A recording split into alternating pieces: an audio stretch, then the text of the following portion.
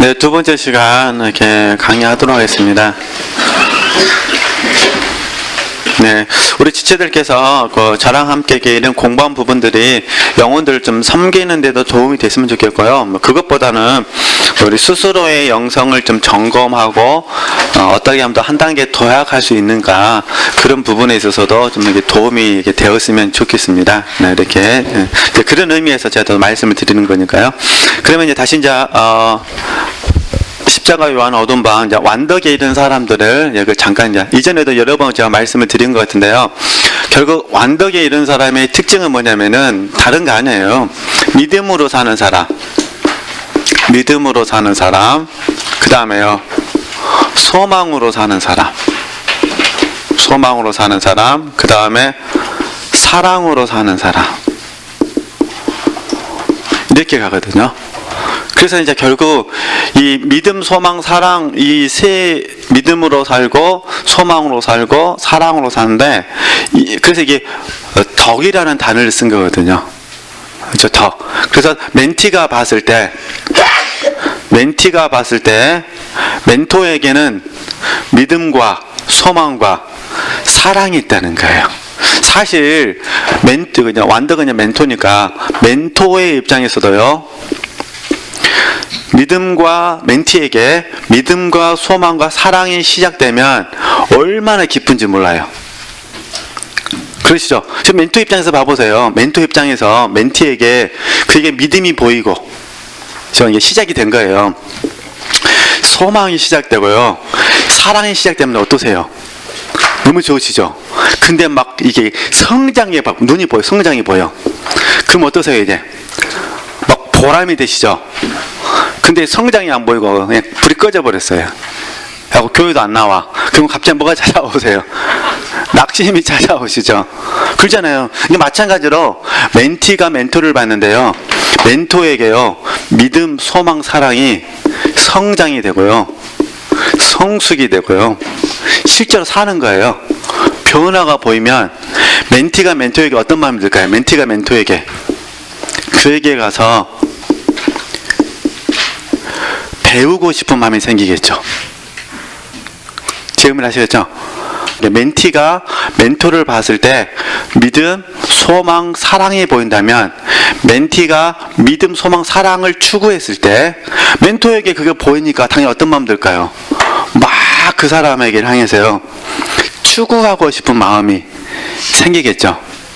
이제 그 얘기를 하는 겁니다. 근데 멘티 입장에서 봤을 때 믿음도 없고 소망도 없고 사랑도 없고 맨날 욕심만 이야기하고 소욕에 지고 있고, 멘티가 눈이 밝아지다 보니까 그게 다 보인 거예요. 그러면 이제 멘티가 속으로 어떤 생각이 들까요?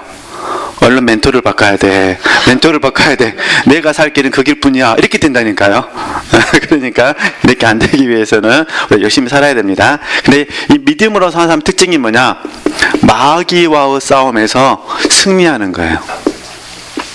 자, 여러 가지가 있는데 그냥 한 가지만 말씀을 드리는 겁니다. 여러 가지가 있는데 한 가지만. 이게 딱 멘티가 멘토를 봤을 때, 아, 저분은 영적 전쟁에서 뭐 하는 사람이죠?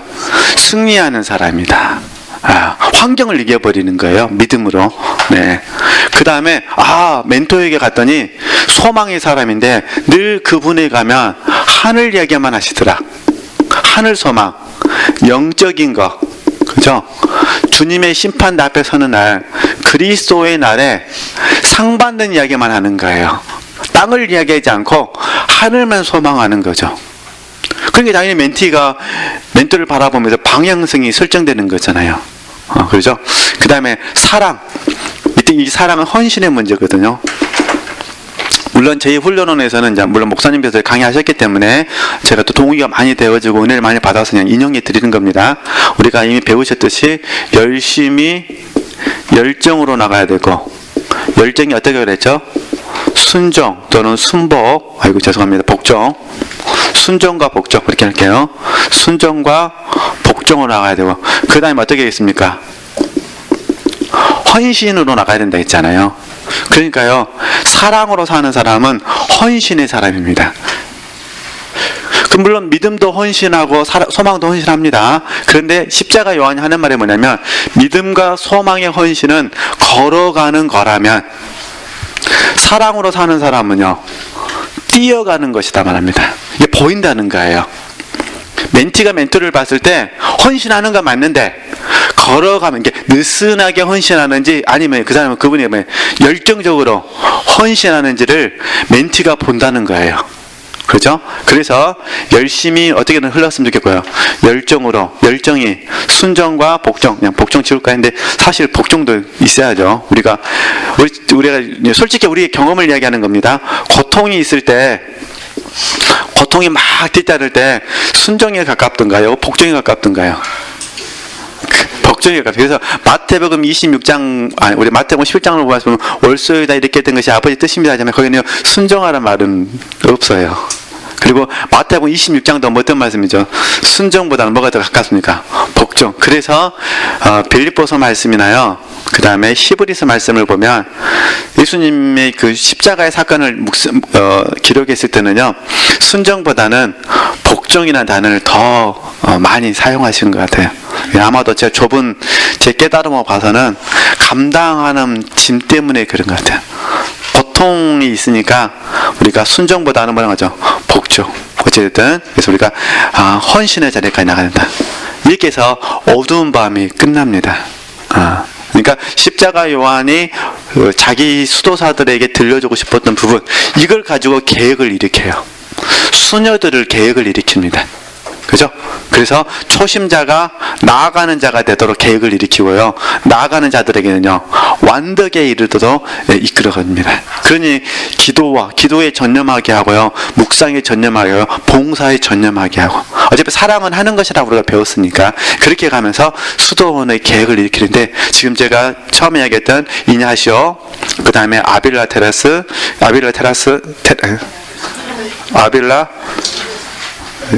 발음이 화가 갑자기 지금 피곤해가지고 제가 지금 제 발음이 안 나와버렸습니다.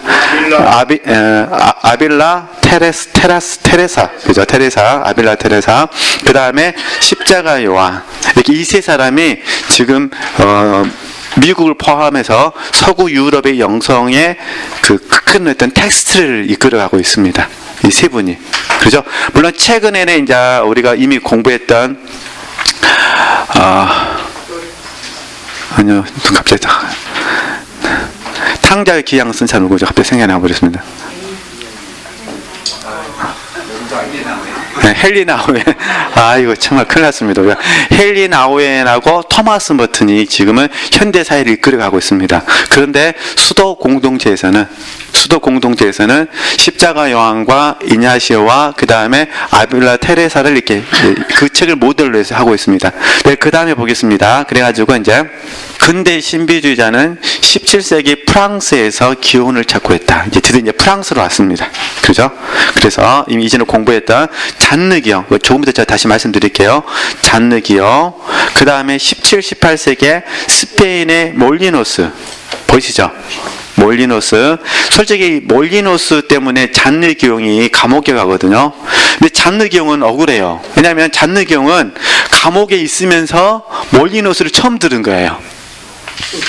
이해되시겠죠? 이게 몰리노스가 2단으로 몰린 거야. 2단으로 몰렸는데 몰리노스 책을 읽어본 사람이 잔느 기용 책을 읽으니까 내용이 흡사한 거예요. 그래서 둘이 지금 어떻게 된 거죠? 작당했다 해가지고 잔느 기용을 감옥에 집어넣는데 잔느 기용은 감옥에서 처음 듣는 거예요. 몰리노스에 대해서 이해되시겠죠? 네, 그 부분입니다. 그래서 지금 한국에서도 지금 몰리노스 책이 이제 번역이 되어 있습니다. 그 다음에 우리 수도사 로렌스 한 권 읽으셨죠? 하나님의 임재 연습 읽고 다 프랑스 사람입니다. 그래서 이 로렌스 형제님이 속했던 공동체가 갈밀수도예요. 갈밀수도에 이렇게 이해하시면 되시고요. 그 십자가 요한이 있었던 곳이 갈밀수도원이거든요. 이렇게 참고하시면 되시고, 그다음에 프랑스의 페넬론, 이번에 그 책 중에 그 예수 그리스도의 친밀감 책의 맨 뒤편에 페넬론하고 그다음에 잔느 기양하고 주거니 받거니 하는 편지가 있어요. 그때 그 수도원장 페넬론이 이 사람을 말하는 겁니다. 그다음에 개신교에서는 야콥 베메, 그다음에 조지 폭스, 일리암 로. 근데 우리 훈련원에서는 목사님께서 이분들 책을 추천하지 않으셨기 때문에 제가 이분들 책을 소장은 하고 있습니다. 그리스도의 길이라든가 영적 성장의 부분에 책은 소장하고 있지만은 제가 굳이 소개하지는 않고 있습니다. 네, 이렇게 보시면 되실 것 같고요. 그러면 이제 잔느기용 책을 잠깐 이렇게 말씀드릴게요. 네, 이렇게 말씀드린 이유는 뭐 꼭 한번 다 읽어보시고 도전해 보시라고 제가 말씀드리는 겁니다. 다음 달에 우리 대학원 지체들께서 한번 한 40명이 다 내셨으면 좋겠습니다. 그래서 윗반에 40명, 우리 반에 40명. 그래서 담임 목사님 책상에 80명이 올라가고 저 포함해서 몇 명이 더 넣으면 100부가 올라가가지고 너무너무 기쁘셨으면 좋겠어요. 누구를 지켜야 되나? 100대 1의 경쟁률을 두고. 네, 한번 이렇게 설사 이렇게 이해하시면 좋겠어요. 막 10장씩 쓰려고 하지 마시고 실천하는 것이 중요하니까 내가 2페이지라도 3페이지라도 한번 느낀 점을 뭐였든 느낀 점을 써서 제출하겠다라고 생각하셨으면 좋겠습니다. 이해되시죠? 2페이지든 몇 페이지든 3페이지. 요약하기가 어려우시면 느낀 점이라도 좀 써서 좀 냈으면 좋겠어요. 그건 하실 수 있으시잖아요. 요약이 어려우시면 하여튼 아까 제가 초심자 말씀드렸잖아요. 초심자. 물론 잔느기용은 초신자부터 시작합니다. 초신자. 어느 누구나 주님과 내적인 깊은 체험을 할 수 있다 이 얘기인데, 초심자. 그 다음에 나아간 자. 나아간 자. 이게 나아간 자라 부르는 이유는요, 진보한 자예요. 진보한 자. 근데 이제 번역을 진보한 자라고 번역하신 분이 있고, 문자 그대로 나아간 자라고 번역하신 분도 있고 그렇습니다. 번역상의 문제거든요. 그 다음에 이제 우리가 말하는 성숙한 자. 연합이죠, 연합. 연합에 이른 자. 이렇게 이제 이 구조로 설명합니다.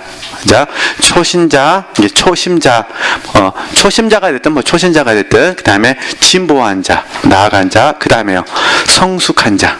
그러면 초심자들에게 책을 쓴 거예요. 초신자로서 초신자들에게 이 책을 써가지고 기도와 묵상을 통해서, 여기 성경 묵상입니다.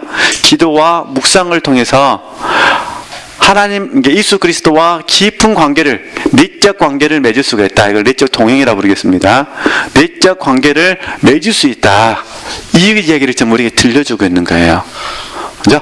기도와 묵상을 통해서 내적 동행을 충분히 이룰 수가 있다. 그러면 이 내적 동행을 잘 이룬 사람은 진보한 자가 될 것이고, 이 진보한 자가 더 열심히 훈련해서 잘 되면 어떻게 될까요? 성숙한 자가 되죠. 그래서 여기에 자기 부인하고 우리가 말하는 자아, 부정이 들어가게 됩니다. 물론 이 처음에 때 초신자가 나아간 자가 될 때도 자기 부인 자아 부정이 들어갑니다. 그러나 이 연합의 자리에 이르기 위해서는 철저하게 자기 부인하고 자아 부정이 이루어져야 된다. 그러니까 우리 훈련하는 용어로 바꾸면 이거예요. 요단강 체험하고 그 다음에 여리고 무너지는 거. 쉽게 말씀드리면 여리고 무너지듯이 구체적으로 자기 부인 자아 부정이 이루어져야 뭐가 되는 거죠? 연합이 이루어진다. 그러니까 기도와 묵상을 통해서, 이해되시겠죠? 기도와 묵상을 통해서. 그러면 이제 지금 오늘 이 시대에는 문맹이 별로 없어요. 대부분 책을 읽을 수 있다, 그런 부분이에요. 근데 잔느경이 살았던 당시에는 책을 읽지 못한 사람들이 너무 많았어요. 이해되시겠죠? 그러니까 처음에 책을 쓰실 때 책을 읽는 사람들에게 기도를 통해서 어떻게 주님과 동행할 수 있는지, 묵상을 통해서 어떻게 동행할 수 있는지를 설명을 해드려요. 기도와 묵상을 통해서 주님과 동행하는 방법을 설명을 하고, 그 다음에 책을 읽지 못한 사람들에게 훈련 방법을 가르쳐줘요. 내가 책은 읽지는 못하더라도 잔느경이 가르쳐주는 방법대로 하면 기도와 묵상을 통해서 내적 동행, 쉽게 말해서 하나님의 임재를 느끼면서 삶을 살 수 있다라고 가르쳐주는 거죠. 우리는 이걸 이제 영적 성장이라고 부르잖아요. 영적 성장에 이르는 방법을 가르쳐줍니다. 그런데 이 영적 성장의 과정을 이루기 위해서 어떤 훈련을 해야 되느냐? 처음부터 모든 부분에 있어서 성령 하나님께 의지하고 의뢰하는 법을 요구합니다. 근데 의지와 의뢰가 어떻게 나타나냐면 하나님께 포기해야 된다. 하나님께 맡겨야 된다. 하나님께 내려놔야 된다. 이런 개념들로 설명을 합니다. 주로 포기라는 단어를 많이 사용합니다. 포기. 포기가 깊어지는 게 뭐가 된 거죠? 자기 부인, 자아 부정이 됩니다. 처음 포기는 자기 부인, 자아 부정보다는 맡김이나 우리가 이제는 경험해 보셔서 아시잖아요. 염려를 맡기다 했잖아요. 그러니까 맡김이나 내려놓음에 초점을 맞춘다면 점점 성령을 의지하고 의리하는 영역이 많아져서 모든 것을 성령께 맡기게 되면 그 자리에 어디까지 들어가는 거죠? 자기 부인과 자아 부정까지 전부 포함되게 됩니다. 왜냐하면 하나님의 선하심을 믿게 되니까 그 선하심을 믿고 나를 내려놓게 되는 거잖아요. 그래서 자기 부인, 자아 부정까지 그 관계에 들어가게 된다. 이렇게 설명을 합니다. 그죠? 그래서 어쨌든 진보한 자가 됐어요. 그러면 그 진보한 사람들에게 영적 연합이 무엇인지, 연합은 어떻게 시작이 되고, 연합은 어떻게 성장이 되고, 연합된 결과 어떤 열매들이 나타나게 되는지를 이제 후반부에 가서 설명을 하게 됩니다. 그래서 1부, 2부, 3부.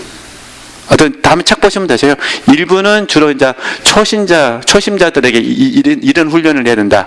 2부는 나아가신 분들에게 이런 훈련을 통해서 하나님과 어떻게 더 가까워지는 설명하고 3부에서는요.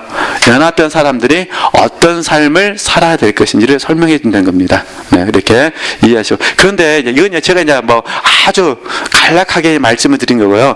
이 그 작은 부분에 있어서 섬세한 내용들이 있어요. 이런 과정과 내적인 동행, 영적 성장이에요. 내적인 동행을 하는데 이 동행을 하는 과정 가운데 잔느경이 대단한 게 뭐냐면요. 그래서 보통 우리가 성령 하나님께서 영 안에 계시고 영이 혼이 몸을 다 주관한다 그러잖아요. 성령 하나님께서 영을 어떻게 훈련시키시는지, 혼을 어떻게 처리하시는지, 몸을 어떻게 성령 하나님께서 다루시는지를 파트마다 설명을 해 놓습니다. 그죠? 그 설명을 해 놓는데 번역하신 분이 어떤 의도로 번역을 하셨는지 저도 정확히 모르겠는데 혼의 문제를 번역을 할 때 혼의 자리를 번역할 때 영혼으로 번역했어요. 그리고 영이라는 단어를 쓸 때는 그냥 영으로 번역을 했어요. 그러니까 우리 지체들께서 책을 쭉 읽으시다가 영혼으로 나오는 부분이 있으면 그냥 뭘로 이해하시면 돼요? 혼으로 이해하시면 되죠. 근데 내가 영혼으로 읽었는데 혼과 상관없이 잘 읽어진다 그러면요 아무 생각 없이 읽으시면 됩니다. 진도 잘 나가는데 굳이 거기다가 혼 쓸 필요는 없잖아요. 이해되시겠죠? 그냥 영혼은 단어가 나오는데 영혼의 활동이 나와요. 영혼의 활동. 영혼의 활동도 나오고 영혼의 무활동도 나오거든요. 이건 전부 다 뭐 얘기하냐면 우리 혼이 영에게 순종할 때 어떻게 해야 되는지, 이게 성령에 어떻게 협조해야 되는지, 조력해야 되는지 이런 의미거든요.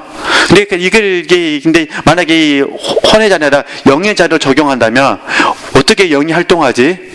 어떤 것이 영이 활동 안 하는 거야? 이러면 혼동이 올 수도 있잖아요. 그죠? 그러니까 그런 부분들을 좀 이해하도록 제가 말씀드린 겁니다. 이렇게 이해하시고 책을 읽어보시면은 좀 더 도움이 되실 거예요. 그래서 어찌됐든 우리가 목표하는 거는 성령께서 영이 혼이 몸을 주관하는 이 과정이다. 그래서 결국 다 읽어보시면 아시지만은 내가 하는 것이 아니라 주님이 나를 통하여 사시는 삶. 그죠? 그래서 우리가 잘 아시는 하나님이 사람과 함께, 그죠?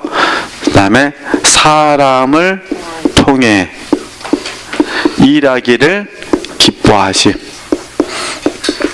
그러면 보세요. 하나님이 사람과 함께 사람을 통해 일하기를 기뻐하시는데 이 공과가 우리에게 적용되려면 어떻게 될까요? 먼저 저와 여러분이 믿어야 돼요. 그죠? 하나님이 사람과 함께 사람을 통해 일하기를 기뻐하신다는 걸 알았는데 내가 그 하나님을 믿어드리지 못하면 안 되잖아요. 그러니까 내 편에서 뭐가 중요하다는 거죠? 하나님이 나와 함께 나를 통해 일하기를 기뻐하시는 사실 자체를 뭐야 돼요? 믿어야죠. 이게 이제 믿음이 이제 우리를 하나님을 의뢰하게 하시는 거잖아요. 저 여러분이 믿지 못하면은 의뢰가 안 되고 내가 하려고 하는 게 되는 거잖아요. 그죠? 그 다음에 이제 두 번째 문제는 뭐냐면 이미 다 아시는 부분이지만 하나님이 사람과 함께 사람을 통해 일하기를 기뻐하신다. 이거 뭐냐면 순종과 복종의 문제예요. 또 때로는 헌신의 문제죠. 그러니까 하나님의 사람과 함께 사람을 통해 일하기를 기뻐하신다는 것은 순종과 복종과 헌신의 문제죠. 그래서 이 순종, 복종, 헌신은 뭐냐면은 함께와 통로의 문제입니다. 그러니까 나와 함께 일하시고 나를 통해 일하신다는 것은 우리에게 순종으로 나타나는 것이고 우리에게 복종으로 나타나는 것이고 할수있다면 우리에게 헌신으로 나타나게 되는 거죠.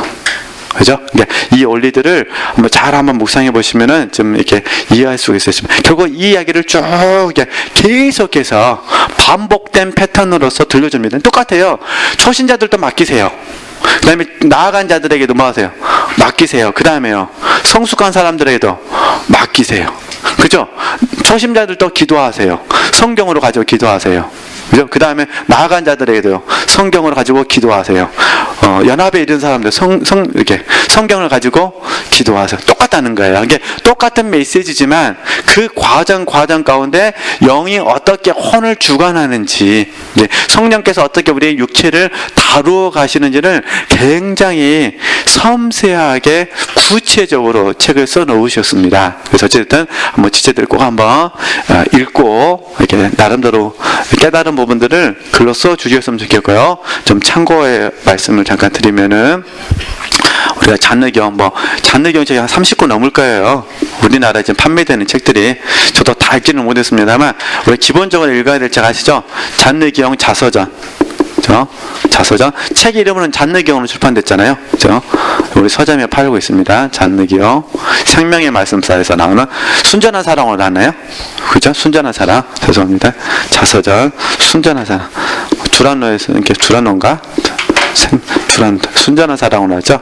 이 책 집에 있으실 거니까 보시고요. 두 번째, 이번 달에 내일 뭘 할까? 예수 그리스도와의 친밀함. 네. 그래서 저는 우리 지체들께서 이 친밀함이라는 책을 읽으시면서 이 영적 성장의 과정이 좀 많이 그려졌으면 좋겠다는 좀 생각이 들었거든요. 이 친밀함. 그 다음에 세 번째가 우리가 읽어야 될 책, 예수 그리스도를 깊이 체험하기. 그렇죠? 체험하기. 이전에 읽으셨던 책, 영혼의 폭포수. 그렇죠? 폭포수. 그 다음에 혹시 다음에 시간 되시면 모르겠습니다. 또 목사님께서 추천하실지는 모르는데 하나님과의 연합이라는 책이 있습니다. 하나님과의 연합 140페이지인가 150페이지인가 되는 부분인데요. 소개하실 수도 있고 소개하지 않을 수도 있으신데요. 저도 지금 어떤 책으로도 그 다음에 하실지를 몰라서 전혀 어찌됐든 지금 대표적으로 잔느경의 책을 지금 이렇게 본다면 그냥 5권 정도 이렇게 이해하시면 되실 것 같고요. 어쨌든 그 구조를 이해하시면서 구조 아는 것이 중요한 건 아니지만은 또 이 과정 가운데 우리가 잘 묵상되어지면은 잔느경이 우리의 양떼의 발자취가 되어서 우리에게 깨달음을 주실 거예요. 그 깨달음을 잘 한번 적용하시면서 우리가 예수 그리스도를 깊이 체험할 수 있는 그런 부분에 초점을 맞추셨으면 좋겠다. 그런 의미에서 이렇게 말씀을 드려봤습니다. 어쨌든 책 읽으시다가 영혼, 그 다음에 영 이렇게 나오면 얼른 이렇게 눈치채셔야 됩니다. 네, 이렇게 눈치채시고 책을 보시면은 훨씬 도움이 되신다는 거. 네, 이거 잘 모르고 이 책을 읽으시다 보면은 나중에 막 헛갈려요. 하여튼 좋은 말은 다 기록되어 있어가지고요. 그냥 굉장히 혼동스럽습니다. 그렇게 하시고요. 그래서 잔느경이 이전에 제가 벌하고 꽃 이야기 했잖아요. 그 이야기를 하는 거예요. 이 책에서 이야기했거든요. 이렇게 아시고 좋아요. 여러분은 꽃이 아니라 꿀을 캐내는 사람들이다 라고 생각하시고 한번 해보셨으면 좋겠습니다. 그 다음에 이제 67쪽을 보겠습니다. 67쪽. 네.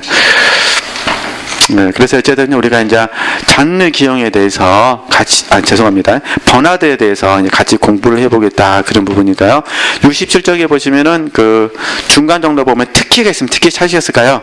네, 특히 그리스도와의 신비적 연합에 관한 내용은 하나님을 사랑하는 것에 관하여 라는 논문과 그 다음에 아가서 그리고 겸손의 단계들로 돼 있다. 또 특히 하나님을 사랑하는 것 일에 관하여는 성 버나드의 사랑 신비주의 핵심이며, 그죠? 아가서와 함께 밀접하게 관련되어 있다는 이제 우리가 잘 아는 내용도 나오니까 그냥 금방 넘어가 될 것 같습니다만 좀 더 천천히 설명해 보겠습니다. 그 다음에 이제 68쪽을 보시겠어요? 그러면 먼저 하나님을 사랑하는 것에 관해 저번에 같이 읽으셨잖아요. 숙제도 하시고 그러셨는데 그 책을 잠깐 이렇게 설명하도록 하겠습니다. 그래서 성 버나드는 그 하나님을 사랑하는 것에 관하여 책을 쓸 때 그냥 쓴 게 아니라 성경과 교부들의 서적들을, 특별히 오거스틴입니다. 성경과 교부들의 서적들을 탐독하는 한편으로는요, 자연을 통해서 하나님의 권능과 사랑의 섭리를 배웠대요. 그래가지고 거기 보면은 오거스틴과 대그레고리의 가르침에 따라서 보이시죠? 성 버나드는 이제 이게 중요합니다. 영혼의 심리적 탐구를 시작했는데 그것은 내적인 순례였고 그 순례를 통해서 하나님의 사랑을 표현했다는 것입니다. 그래서 그게 이제 네 가지가 나옵니다. 네 가지. 그죠? 그러니까 사실 저희들이 성령께서 영이 혼이 몸을 주관할 때 우리가 영으로 사는 삶 이렇게 부르잖아요. 영으로 사는 삶. 제 교회에서는 육신에 있지 않아 영에 있다 해서 영으로 사는 삶을 다른 데 사용할 때는 우리끼리 약속이잖아요. 영으로 산다라고 볼 때는 영이 혼을 다스리고 혼이 몸을 다스리는 부분에 대해서 다 되는 부분이에요. 그러니까 되어지는 부분이거든요. 사실 저 여러분이 영으로 산다고 그러면요, 쉽게 말해서 영이 혼을 다스리고 몸을 다스리기 때문에요, 혼의 반응과 몸의 반응을 우리가 알고 다스리는 이 삶이 전부 다 포함이 되어 있습니다. 영으로 산다는 것이. 그러니까 우리가 예를 들어서 오늘 영으로 기도합니다라고 지체들 고백을 했다면 이해되시겠죠? 내가 영으로 하나님을 기도합니다라고 했다면 자연스럽게 혼의 반응과 몸의 반응을 내 자신이 알고 있는 거예요. 그죠? 그러니까 결국은 이제 혼의 반응과 몸의 반응이 영에게 협조가 이루어지는 거죠. 뭐 1초 만에 이루어질 수도 있고 뭐 3초 만에 이루어질 수도 있지만은 이제 자연스럽게 이제 우리가 이제 담임 목사님은 이걸 흐름이라고 이야기하시잖아요. 성령의 흐름, 생명의 흐름, 자연스럽게 그 흐름이 쭉 내려오는 겁니다. 할 수만 있다면 흐름이 그냥 정말 자연스러운 게 제일 좋죠. 그때는 내 혼의 반응하고 몸의 반응이 영에 그대로 순종하는 거니까. 근데 성령께서 영으로 역사하신다 하더라도 혼하고 몸에서, 특별히 혼에서요, 내가 막 영적인 이야기를 하고 있지만 혼에서는 불편한 것들도 느낄 수가 있어요. 경험적으로 보시면. 그죠? 내가 막 진리를 막 설명하고 있는데 마음 안에서는 막 불편한 부분들이 발견이 될 수도 있다, 그런 부분입니다. 그럴 때 어떻게 하세요? 순간순간으로 그 마음을 쳐서 복종, 이게 다스리시는 거잖아요. 그렇죠? 그래서 우리가 늘 관심을 갖는 게 이 흐름이 충만했으면 좋겠다. 흐름이 정말 역동적이었으면 좋겠다. 그런 거잖아요. 흐름이 막히지 않고 역동적으로 흘렀으면 좋겠다. 이게 다 생명교제 원리인데, 그러듯이 지금 버나드 같은 경우에는 지금 영으로 이야기를 한다 하더라도, 우리식으로 영으로 사는 삶을 이야기한다 하더라도 그 작품 안에는 영혼, 몸의 반응이 전부 다 섞여져 있다, 그런 부분이에요. 그러니까 우리도 마찬가지로 영으로 산다고 할 때는 내가 내 영의 반응을 알 뿐만 아니라 혼하고 몸의 반응도 자연스럽게 우리가 알고 있어야 된다. 이해되시겠죠? 예, 그걸 제가 말씀드리고 싶어서 쓴 겁니다. 네. 그래가지고 우리가 이제 잘 하시는 것처럼 이제 1단계 사랑, 자신을 위해 자신을 사랑하고, 2단계 사랑, 자신을 위해 하나님을 사랑하고, 3단계 사랑, 하나님을 위하여 하나님을 사랑하고, 4단계 사랑, 하나님을 위하여 자신을 사랑하고. 이거는 계속 다음 학기에 연장해서 배우니까 일단은 그 흐름만 보도록 하겠습니다. 그래가지고 지금 저는 이제 4단계 우리 지금 연합을 공부하니까 이분들이 사용하고 있던 개념들을 좀 살펴보자, 그런 부분이에요. 그래서 아래 문장 보시면은 영혼은 이러한 과정을 통하여 황홀한 감정에서 자신에 대한 모든 것을 잊고 자신이 하나님 안에 있는 존재라는 것을 이해하게 되는 사랑의 4단계를 경험하는 데서 황홀한 감정을 좀 잠깐 설명하려고 그래요. 그래서 이 황홀한 감정은 절대로 육체에서 말하는 육체의 느낌으로 이해하시면 안 됩니다. 육체의 느낌은 아니고요. 우리가 성령의 9가지 열매를 공부하실 때 사랑과 뭐가 있었죠? 사랑과 희락과 화평이 있었잖아요. 그렇죠? 사랑하는 사람에게는 뭐가 따른다 했습니까? 희락이 따른다고 우리 배웠잖아요. 그죠? 그러니까 하나님을 사랑하게 되면, 또 하나님의 사람을 사랑하게 되면 자연스럽게 희락이 뒤따라오게 되어 있습니다. 그러니까 황홀한 감정은 육체의 느낌을 말하는 것이 아니라 뭘 말하는 거죠? 희락을 말하는 겁니다. 희락. 그죠? 네 번째 사랑은 다시 봐보세요. 네 번째 사랑. 하나님을 위하여 자신을 사랑한다 했잖아요. 그러니까 하나님도 사랑하고 그 다음 어떻게 하는 거죠? 나도 사랑하는 거잖아요. 그죠? 이 개념이 어려우면 이렇게 이해하시면 돼요. 하나님을 사랑하는 나를 사랑하는 게 무슨 말이냐? 이렇게 이해하시면 돼요. 하나님을 사랑하면 하나님의 것들을 뭐한다? 사랑하게 된다. 이거 이해하시면 돼요. 하나님을 사랑하니까 하나님의 것들이 누굴 사랑하는 거죠? 나를 사랑하게 되는 거죠. 나는 하나님의 것이니까. 이해되시겠죠? 근데 사랑이 있으면 사랑과 사랑이 전달되니까 자연스럽게 뭐가 따라오는 거죠? 희락이 따라온다는 거예요. 그죠? 희락이 따라오게 되면 뭐가 희락을 뭐라 불렀다는 거예요? 황홀한 감정이라고 표현을 했다는 거예요. 근데 우리가 말하는 육체에서 말하는 느낌이 아니라 제임을 하셨잖아요. 우리가 막 찌릿찌릿한 이런 느낌을 구하시면 안 됩니다. 우리는 뭘 구한다고요? 사랑, 희락, 화평. 그러니까 사랑이 가져다주는 뭘 느끼는 거죠? 희락. 그러니까 황홀한 감정을 이렇게 이해해 주셨으면 좋겠다 싶었으니 지금 계속 신비가들이 말했던 게 궁극적으로 연합의 단계, 영으로 사는 사람, 우리는 연합을 영으로 사는 사람이라고 부르잖아요. 영으로 사는 사람에게는 반드시 뭐가 있다는 거죠? 사랑에서 시작하니까 반드시 희락이 뒤따르게 돼 있다. 그래서 이 희락을 육체에서 느끼는 사랑이 아니라 성령의 열매 중에 하나인 희락, 그죠? 영의 기쁨, 이 영의 기쁨을 우리가 이해할 수 있었으면 좋겠다. 그래서 마지막으로 이전 한 번 더 한 번 했는지 여러 번 했는지 모르지만은 이전에 잠깐 말씀드린 적이 있어요. 이것만 마치도록 하겠습니다. 굉장히 어려운 공과인데 마태복음 10장 11장에서는 올소이다 이렇게 된 것이 아버지의 뜻입니다. 그런데 누가복음에서는 같은 말씀인데 성령으로 기뻐하사 이렇게 말합니다. 천재의 주제이신 아버지여 이렇게 하신 것이 감사합니다 라고 말합니다. 그러니까 마태복음에서는 성령으로 기뻐하사가 없습니다. 근데 누가복음에서는요 성령으로 기뻐하사가 있습니다. 그러니까 지금 이 신비가들의 경험이, 제가 이해하는 겁니다. 신비가들이 경험하는 기쁨이나 저와 여러분들이 경험하는 기쁨은 사랑에서 나오는 겁니다. 이해되시겠죠? 사랑에서 나오는 거지 사랑 아닌 것에서 나오는 건 아니다는 거예요. 솔직히 저와 여러분이 뭐 복권은 사지는 않지만 막 샀는데 막 1억 당첨됐다면 그 기쁨을 어떻게 참으시겠어요? 하나도 안 기쁘실까요? 좀 기쁠까요? 저는 좀 기쁠 것 같아요. 혼자 실실 웃을 것 같아요. 5만원짜리를 안 받고요. 그냥 1,000원짜리를 받아갖고 밤마다 세면서 기뻐할 것 같아. 하면서 이렇게. 근데 머릿속에 안 사봐갖고 내가. 옛날 제가 아는 사람이 그러더라고요. 형님 왜? 그러니까 형님 형 왜? 그러니까요. 그거 알아요. 뭐 복권이 가져다 주는 기쁨 알아요. 말해봐 그랬더니요. 복권을 그래서 산대요. 복권은 자기에게 일주일의 그 기쁨을 가져다 준대요. 야 사지 말아라. 차라리 그걸로 다른 거 사먹어라. 아니요 형. 일주일 동안 기다리는 기쁨이 얼마나 크냐. 이번에 대박이 나면 이번 주가 대박이 나면 그러니까 한 달에 몇 번을 산다는 거예요. 4번만 사면 된다는 거예요. 그럼 한 달에 얼마나 기쁜지 아냐고.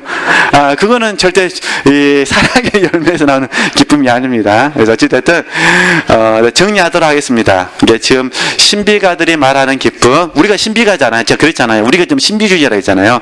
우리가 추구하는 기쁨은, 이 황홀한 감정은 육체의 느낌이 아니라 사랑, 희락, 화평, 사랑에서 나오는 희락, 주님께서 성령으로 기뻐하셨다는 그 기쁨이 우리 안에 있어야 된다. 그런 부분입니다. 그래서 이 부분을 여러 가지로 이를 찾을 수 있는데 요한복음이 제일 좋은 정답을 주고요. 요한복음 15장 말씀이 제일 좋은 정답을 주고요.